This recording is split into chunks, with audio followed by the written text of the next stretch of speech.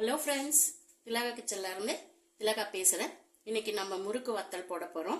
முறுக்கு வத்தலுக்கு நான் ரேஷன் பச்சரிசி எடுத்து நல்லா கழுவிட்டு 1 மணி நேரம் ஊற வச்சு வெயிலில் காய வச்சுட்டு இந்த மாதிரி மாவாக அரைச்சி எடுத்துகிட்டு வந்திருக்கேன். நான் அழாக்கு கணக்கில் தான் போடுறேன். இப்போ இந்த அழாக்கில் 10 அழாக்கு மாவு போட்டிருக்கேன். மிஷினில் மாவு அரைச்சி எடுத்துன்னு வந்திருக்கேன். 10 அழாக்கு மாவு போட்டிருக்கேன்.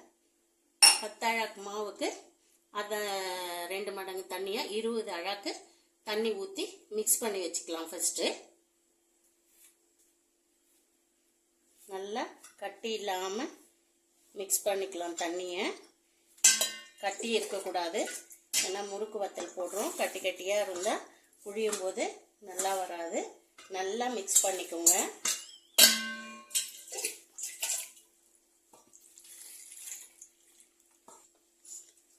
இந்த மாதிரி கட்டி இல்லாமல் நல்லா கரைச்சிக்கணும். இங்கே பாருங்கள், கட்டிலாம் இல்லாமல், கட்டி இருந்தாலும் எல்லாத்தையும் நல்லா பிசைஞ்சு மிக்ஸ் பண்ணி வச்சுக்கோங்க.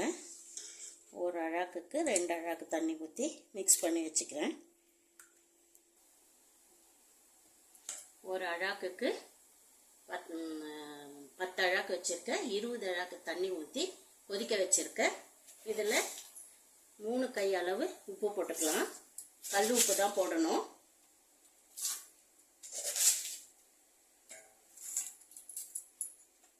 இப்போ இது நல்லா கொதிக்கட்டும். இப்போ நம்ம பச்சை மிளகாய் நான் 1 அழாக்குக்கு 2 அழாக்கு பச்சை மிளகாய் கணக்கு 20 பச்சை மிளகாய் எடுத்திருக்கேன். இது காரம் கம்மியாக தான் இருக்குது, சின்னதும் பெருசுமா இருக்குது. அதனால 20 பச்சை மிளகாய் எடுத்திருக்கேன். இதை நல்லா அரைச்சி எடுத்துகிட்டு வந்துடலாம். இந்த மாதிரி நல்லா பச்சை மிளகாய் அரைச்சி எடுத்துகிட்டு வந்துட்டேன். தூள் பெருங்காயம் எடுத்திருக்கேன். ஒரு சின்ன டப்பா கால்வாசி எடுத்திருக்கேன். பெருங்காயம் நிறையவும் போடலாம், பச்சரிசின்றதுனால நல்லாயிருக்கும். நான் இந்த அளவு பெருங்காயம் எடுத்திருக்கேன். இதை போட்டு நல்லா கரைச்சி வச்சுக்கலாம்.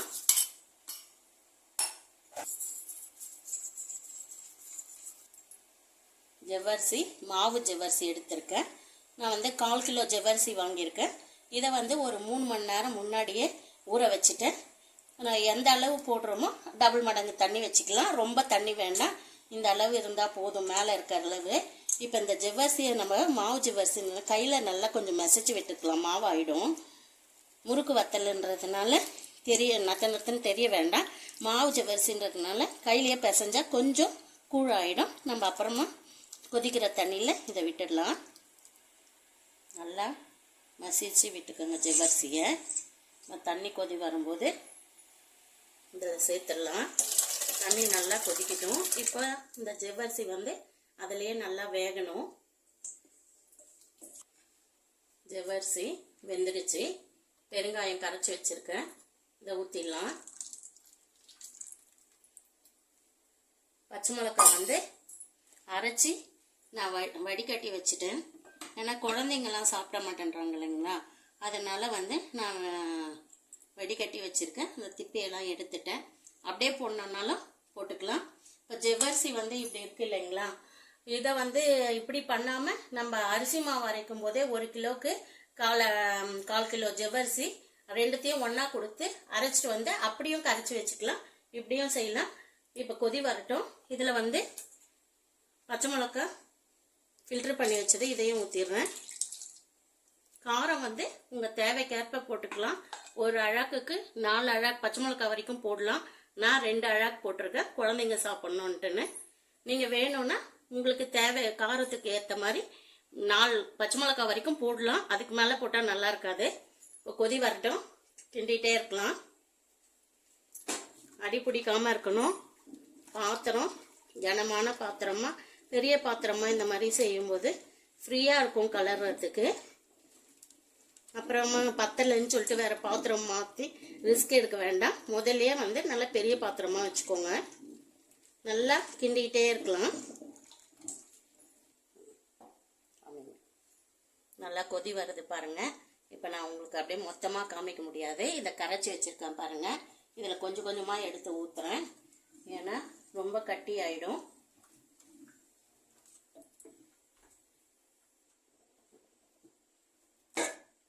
ஊற்றும் போது ஸ்டவ்வை சிம்மில் வச்சுக்கோங்க. அப்புறம் இது பண்ணிக்கலாம். கொஞ்சம் கொஞ்சமாக கிண்டிகிட்டே இருக்கணும். இன்னொரு ஆள் பக்கத்தில் இருந்தால் ஈஸியாகும்.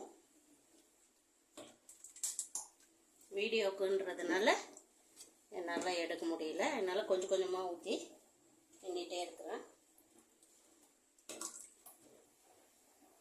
தீயை அதிகம் பண்ணிவிடுங்க. இதுக்கப்புறம் நீங்கள் கைவிடாமல் கிண்டிகிட்டே இருக்கணும். முறுக்கு வறுத்தல் அதுக்கப்புறம் அடி பிடிச்சிடும். அடி பிடிச்சோன்னா கலர் சேஞ்ச் ஆகிடும், டேஸ்ட்டும் நல்லா இருக்காது. அதனால் கைவிடாமல் கிண்டிகிட்டே இருங்க. வேகிற வரைக்கும் கிண்டணும். முறுக்கு வத்தல் ரெடி ஆகிடுச்சு பாருங்கள். இது இந்த அளவு இருந்து ஆற ஆற நல்லா கட்டியாக ஆகிடும். இது வெந்துச்சான்னு கண்டுபிடிக்கிறதுக்கு ஓரங்களில் நல்லா பாருங்கள், ஏடுபடியுது. கையில் தண்ணி நனைச்சிக்கோங்க. நனைச்சிக்கிட்டு இந்த மாதிரி தொட்டு பாருங்கள். கையில் ஒட்டாமல் வரணும். கையில் ஒட்டாமல் வந்தால் வெந்துச்சுன்னு அர்த்தம். வெந்துடுச்சா? வெந்துடுச்சு. இதுலேயும் பாருங்கள், கையில் தொட்டு பார்த்தா ஒட்டலை பாருங்கள். தண்ணி நனைச்சிக்கோங்க ஃபஸ்ட்டு. கையில் நனைச்சிட்டு தைரியமாக இது உள்ளே தொட்டு பார்க்கலாம். வரல பாருங்கள். நல்லா எல்லாம் ரெடி ஆயிடுச்சு. கஞ்சி வத்தல் முறுக்கு வத்தல் ஆஃப் பண்ணிவிட்டு இதெல்லாம் தண்ணி போட்டு நல்லா தொடச்சி விட்டுடலாம். பாருங்கள், இந்த மாதிரி சேர்த்து தொடச்சி விட்டுருங்க. நல்லா எல்லாத்தையும் தொடச்சி விட்டுட்டேன். சொல்ல மறந்துட்டேன், உப்பு லாஸ்ட்டாக நீங்கள் செக் பண்ணி பாருங்கள். கொஞ்சம் கம்மியாக இருக்கிற அளவு இருந்தால் டேஸ்ட் கரெக்டாக இருக்கும். அதுக்கப்புறம் நீங்கள் உப்பாக சேர்க்கக்கூடாது. கொஞ்சம் சால்ட்டை தண்ணியில் நனைச்சி கொஞ்சம் தெளித்து விட்டால் போதும். வேணும்னா போடலாம். உப்பு நிறைய போட வேண்டாம். கொஞ்சம் கம்மியாக இருக்கிற பதமே கரெக்டான அளவு தான். இப்போ இதெல்லாம் தொடச்சி விட்டு க்ளோஸ் பண்ணி வச்சுட்டேன்.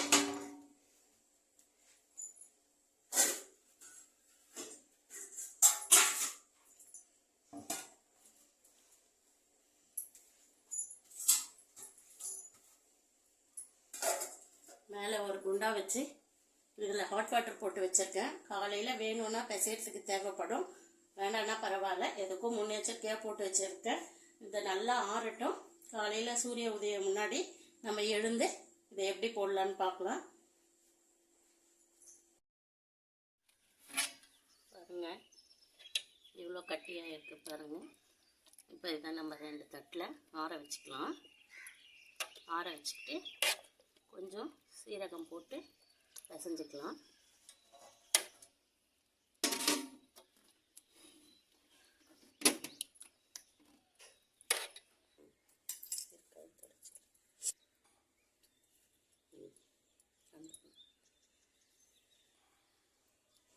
ஒரு 25 கிராம் சீரகம் எடுத்துக்கோங்க.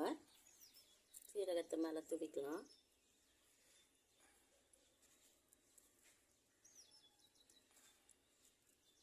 உங்களுக்கு டேஸ்ட்டுக்கு ஏற்ற பிறகு 25 கிராம் போதும்.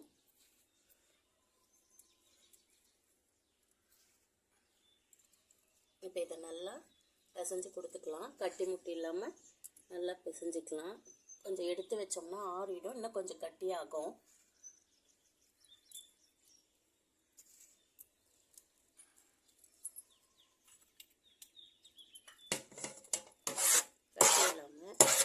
கட்டி இல்லாமல் நல்லா பிசைஞ்சுக்கோங்க.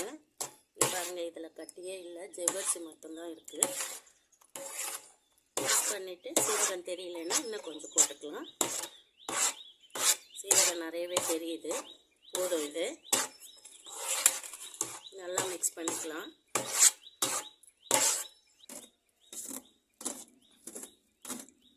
நல்லா மிக்ஸ் பண்ணிக்கோங்க.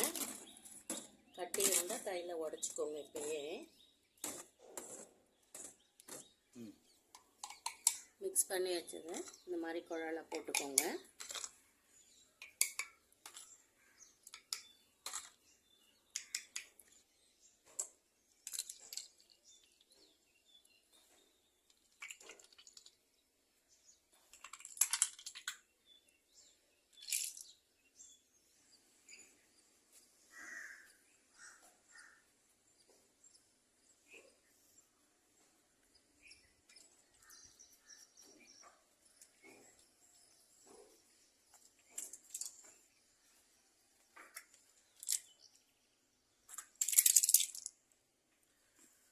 மாதிரி போட்டுக்கோங்க. இதை இன்னொரு முறையிலையும் போடலாம். அது எப்படி போடலான்றது இதை முடிச்சுட்டு சொல்கிறேன்.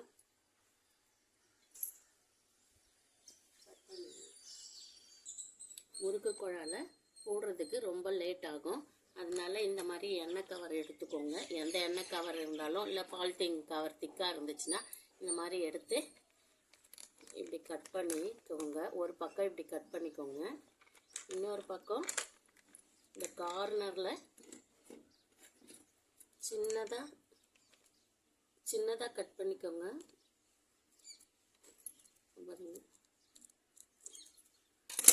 இந்த அளவு சின்னதாக கட் பண்ணிக்கோங்க.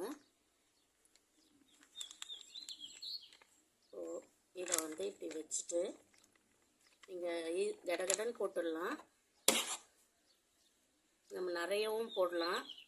இந்த மாதிரி கவரில் போட்டுக்கோங்க. இந்த மாதிரி போடும்போது ஈஸியாக வேலை ஆகும். அப்பப்போ கை வச்சு வச்சு பண்ணுறோம் இல்லைங்களா, ஒரு வேலையாக முடியும். ஒழுகுது வரும். இந்த மாதிரி எண்ணெய் கவர் இப்படி மூட்டை கட்டிக்கோங்க. மூட்டை கட்டி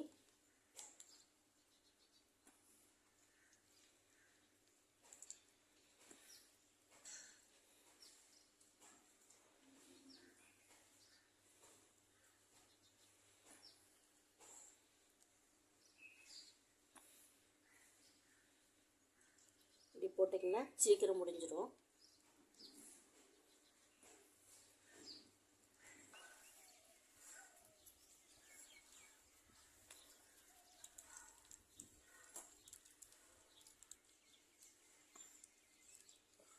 திக்காக இருக்காது.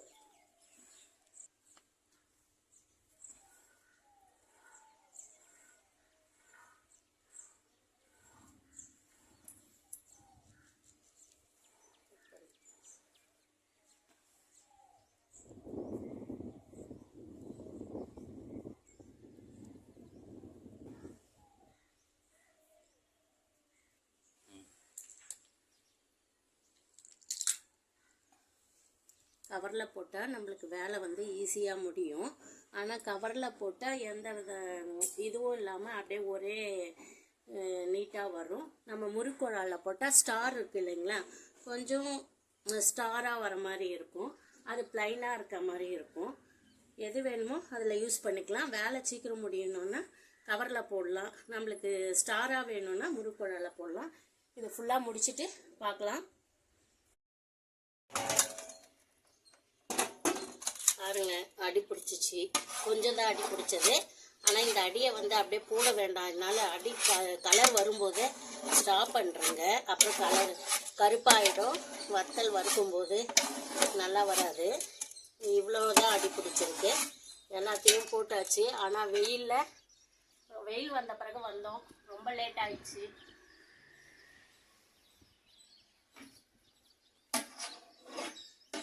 நல்லா காயிட்டோம். காஞ்ச உடனே சாயந்தரத்துக்கு மேலே பார்க்கலாம்.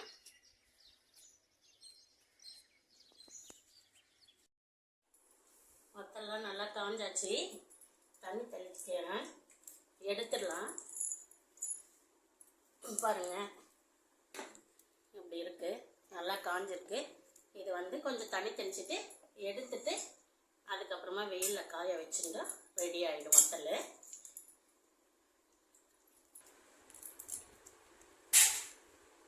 தண்ணி தெளிச்சு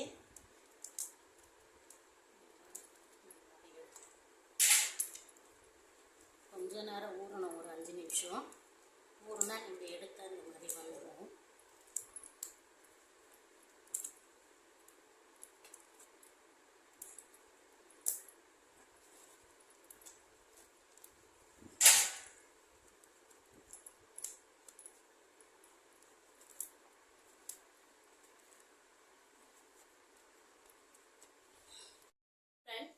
வாங்க, வத்தலை நெட்டு தண்ணி போட்டு எடுத்து வச்சாச்சு. வெயிலையும் காய வச்சாச்சு. இப்போ வந்து நம்ம இதை பொரிச்சு எடுக்கலாம். இதை வந்து கொஞ்சம் கொஞ்சம் உடச்சிக்கோங்க. இந்த மாதிரி ஃபுல்லாக போட்டால் எண்ணெய் நிறைய பிடிக்கும். அப்புறம் வந்து இதில் வந்து நான் வந்து ஒரு அழகுக்கு 2 பச்சை மிளகா, 2லேருந்து 4 பச்சை மிளகா வரைக்கும் போடலான்னு சொன்னேன். அப்படி சொல்லும்போது ஒரு அழாக்குக்கு 2 பச்சை மிளகான்னு சொல்லும்போது 2 அழாக்குன்னு சொல்லிட்டேன், 2 நம்பர்னு சொல்றதுக்கு சாரி, மன்னிச்சிடுங்க. வாங்க இப்போ இதை பொரிச்சு எடுத்துக்கலாம். அதை கொஞ்சம் மாத்திக்கோங்க. ஒரு அழாக்குக்கு 2 பச்சை மிளகாய்.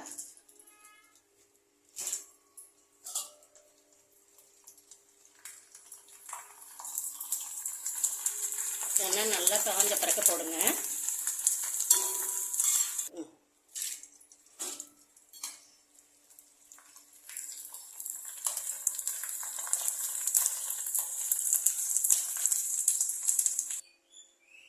வத்தல் ரெடி ஆயிடுச்சு, வறுத்து முடிச்சிட்டேன். இதை சாப்பிட்டு பார்த்தா வீடியோல எல்லாம் திட்டுவீங்க, ஆனா என்னால சாப்பிடாம இருக்க முடியாது. நிஜமாவே நான் ரொம்ப டேஸ்டியா இதை சாப்பிட்றத விட்டு நான் சொல்ல வந்ததை மறந்துடுவேன். வெயிலோ மழையோ குளிரோ எதா இருந்தாலும் நம்ம அதனோட காலம் அதை செய்யும் போது நம்ம கடமையையும் வெயில்ல என்ன பண்ணமோ அந்த மாதிரி நம்ம காலத்துக்கு தகுந்த மாதிரி எல்லாத்தையுமே பாசிட்டிவா கொண்டு போவோம். இந்த வீடியோ பிடிச்சிருந்தா நீங்களும் செஞ்சு பார்த்துட்டு லைக் பண்ணி ஷேர் பண்ணி கமெண்ட் பண்ணுங்க. ஓகே, பாய்.